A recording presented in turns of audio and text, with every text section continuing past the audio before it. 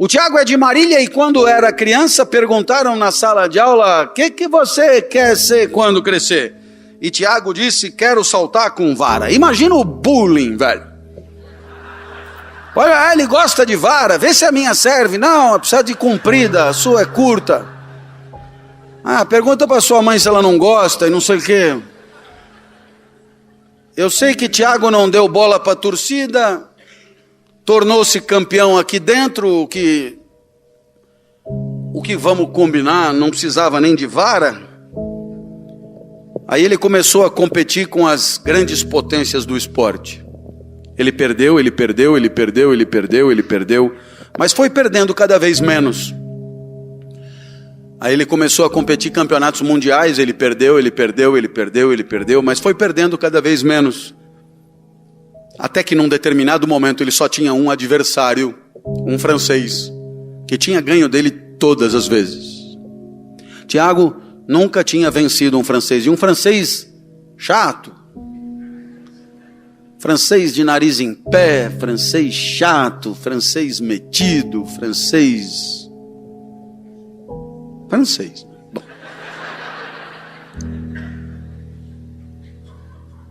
Chegaram os Jogos Olímpicos do Rio de Janeiro. O francês teve a sua chance, teve as suas chances.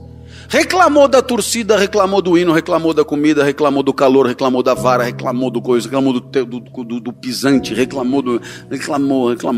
Teve as suas chances, marcou seus pontos, aí foi Tiago, mandou botar o sarrafo para cima do que o francês tinha conseguido, e na sua última tentativa, se ele passa, ele é campeão olímpico. Ele sai com a sua vara, ele sai correndo, quando ele espeta a vara, ele sabe que espetou a vara da maneira mais perfeita que já houvera feito. A vara sobe envergada com Tiago na ponta. Tiago sobe, o sarrafo aparece. Ele passa por cima do sarrafo, ele se encolhe todo, ele não pode resvalar no sarrafo. E quando ele percebe que ele já passou pelo sarrafo e o sarrafo não caiu, ele abre os braços e ele diz claramente: chupa agora.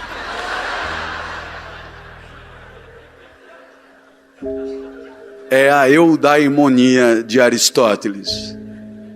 É você tirar de você o salto perfeito, tirar de você a excelência, a tua natureza mais pungente. Aristóteles então chamará de excelência quando isso acontece. Quando você, a cada dia, tira o que de melhor a tua natureza autoriza tirar. A excelência é a busca diária da perfeição e, portanto, exige uma superação de si mesmo. E é só isso que conferirá à vida o seu colorido, a sua felicidade. O contrário disso é empurrar a vida com a barriga. De costas para a sua natureza, você não tem ideia de qual seja a sua praia, e mesmo tendo a ideia, você se acovardou, porque alguém disse para você que fazendo aquilo você não ia ganhar dinheiro, você não ia conseguir ficar rico, você ia morrer na indigência. Então você preferiu viver a vida que os outros mandaram. E porque isso é assim, a sua vida nada tem a ver com a tua natureza.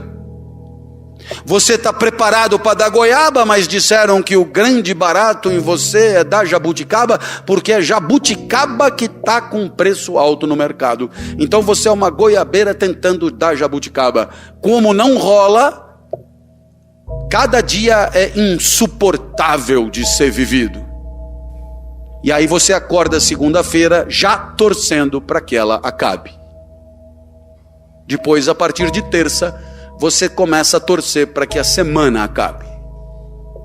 E quando a semana acabar, você chamará de happy hour. A hora feliz. A hora que o trabalho acaba. Eu gostaria de perguntar para vocês se isso não lhes choca. Você imagina que no mundo inteiro as pessoas chamam de felicidade a hora que o trabalho acaba? Não te parece esdrúxulo? Se não parecer, fico eu como o louco. Já estou acostumado.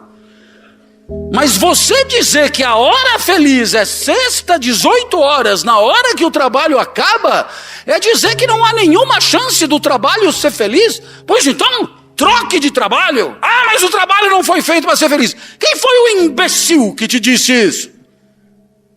Quem foi?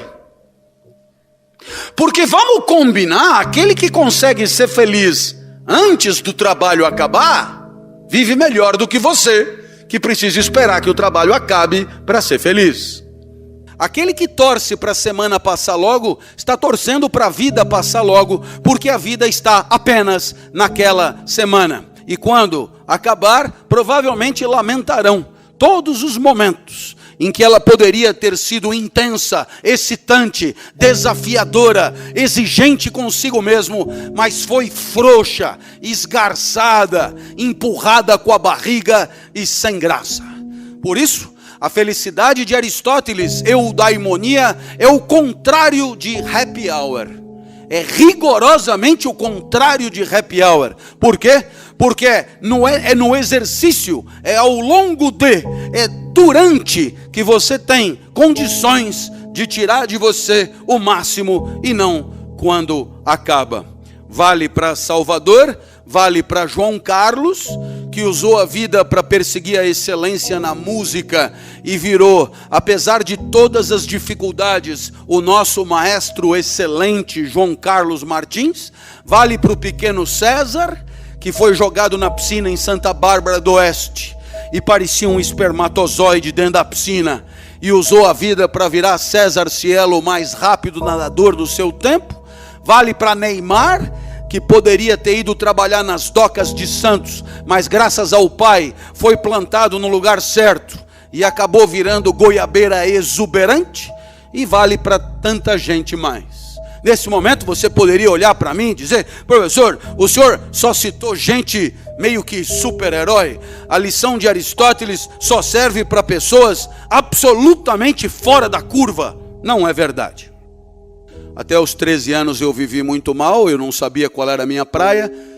E não saber qual é a minha praia é a maneira como eu traduzo para os meus alunos não conhecer a própria essência, não conhecer a própria natureza. Então eu ia para a escola, a aula acabava meio-dia, 15 meio-dia eu já estava com a mochila pronta, doido para cair fora. Depois meu pai me obrigava a nadar, eu detestava nadar, eu detesto nadar. Eu não nadava muito mal não, hein? Eu fazia, pra você ter uma ideia, eu não enxergo muito bem você daqui não, mas eu acho que você se lembra do Ricardo Prado. Então eu fazia revezamento com ele, ele nadava costas, abria o revezamento, e eu caía de peito logo depois, tanto no clube como representando o nosso país. Mas quando a gente treinava, e eu treinava com ele, era evidente, ele era feliz treinando, eu era feliz happy hour na hora que o treino acabava. Eu era feliz quando eu ia embora da piscina, eu era feliz longe da piscina, eu era feliz longe do clube, eu era feliz longe do cheiro de álcool, de cloro.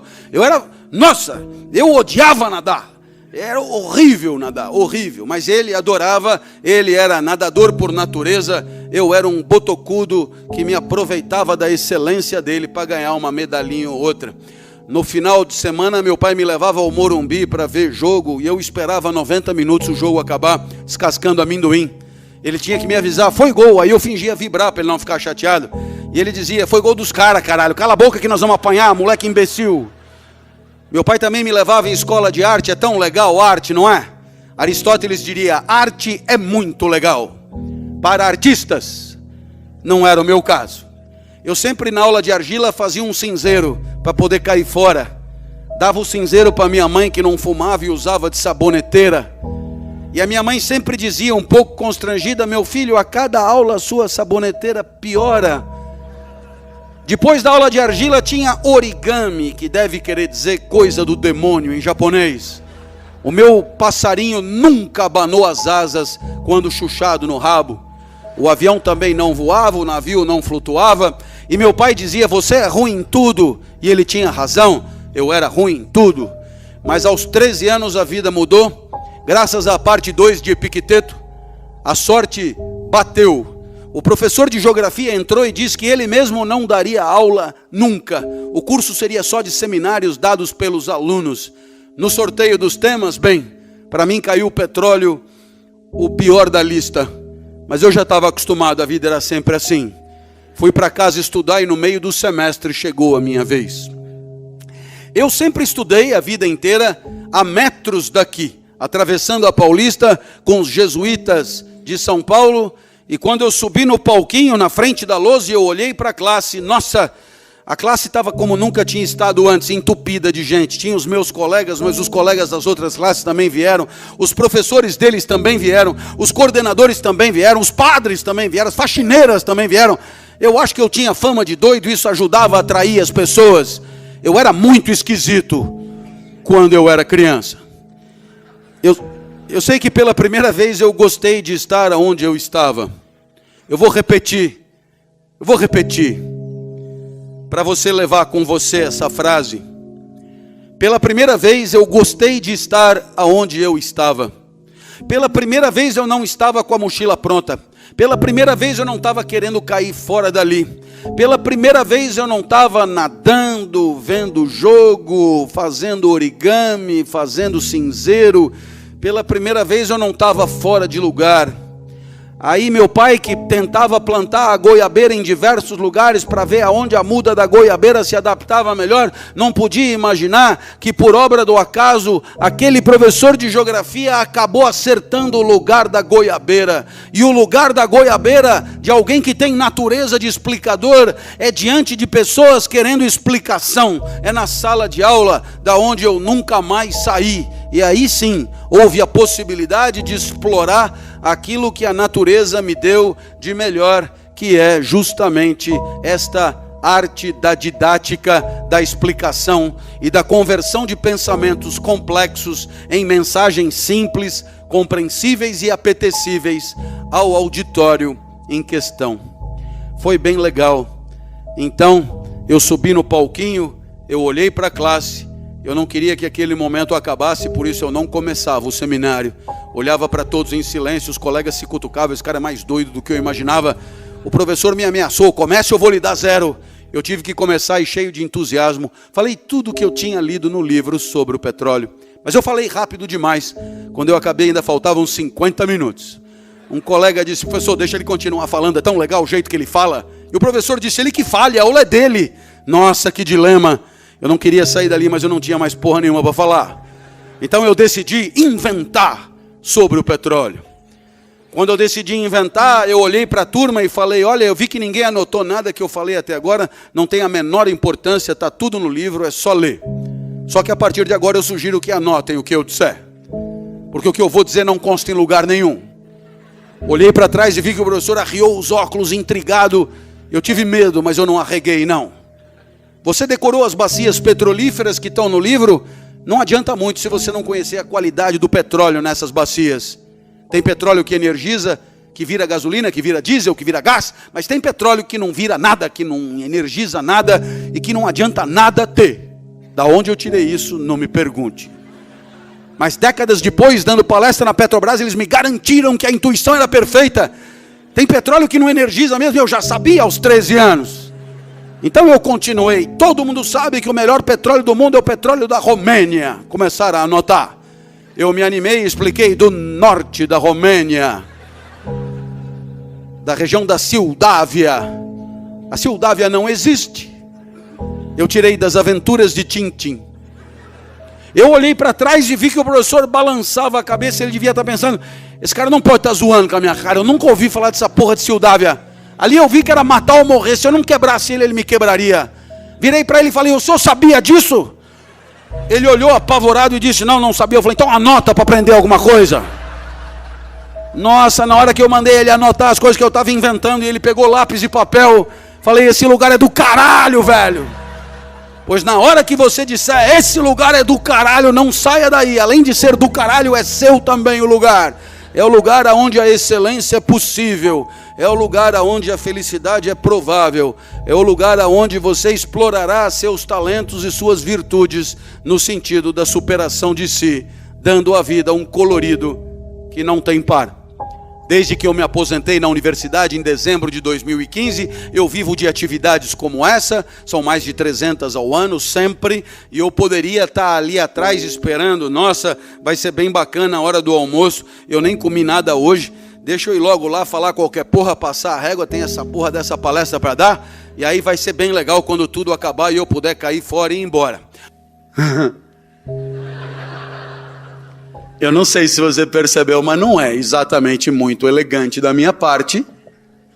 Mas eu te pergunto, se o comerciante chama de happy hour a hora que ele fecha a lojinha, se o bancário chama de happy hour a hora que ele fecha a agência bancária, se o carteiro chama de happy hour a hora que ele deixa a mochila dele nos correios e vai embora, se o outro chama de happy hour a hora que ele tranca a porta do negócio e cai fora, se todo mundo chama de happy hour a hora que o trabalho acaba, por que eu não teria o mesmo direito, já que a palestra é o meu trabalho?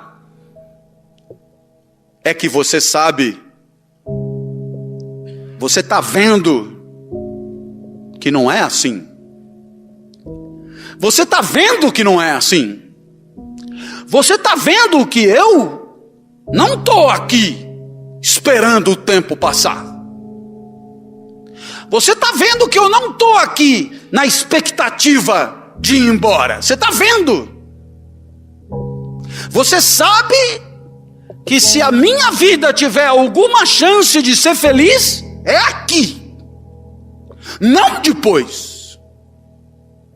Porque é aqui que eu vou fazer melhor que ontem. Melhor que na semana passada, melhor do que eu jamais fiz. Nenhuma frase será perdida, nenhum exemplo será em vão. Tudo será adequado para tocar-lhes os espíritos e com isso transmitir-lhes o que os pensadores pensaram de tão bonito. Estou usando esse momento para tirar de mim, na minha natureza que não é de goiabeira, não é de nadador, não é de maestro, não é de desenhista, mas é a minha natureza de explicador. Eis a minha natureza, a de explicador. Pois muito bem, é dentro desta natureza que eu estou aqui fazendo melhor do que eu jamais fiz. E por quê? Não há nenhuma desculpa para não fazer. Hoje eu sou mais lido, mais estudado, mais vivido, mais preparado, mais rodado, mais cascudo do que ontem. Então, hoje será melhor que ontem. E assim, degrau a degrau, sem pular nenhum, eu vou em busca de tirar da minha natureza de explicação, de explicador, a aula perfeita, a aula melhor, a aula excelente. E essa trajetória transforma a minha vida em alguma coisa colorida, desafiadora e feliz. Longe de torcer para passar logo. Eu lamento que cada segundo tenha passado, porque é um segundo a menos em busca da perfeição.